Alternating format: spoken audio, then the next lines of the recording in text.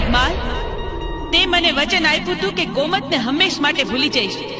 હું પાવાના રાગની દેવીમાં મેલડી.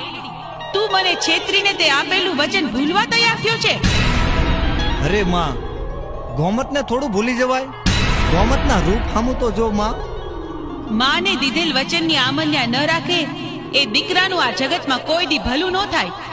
જગમાલ, તું ભલે મારું માન ન રાખે, પણ મારો બીજો એક દીકરો છે જે કોઈ દી મારો વેણ ઉઠાવતો નથી.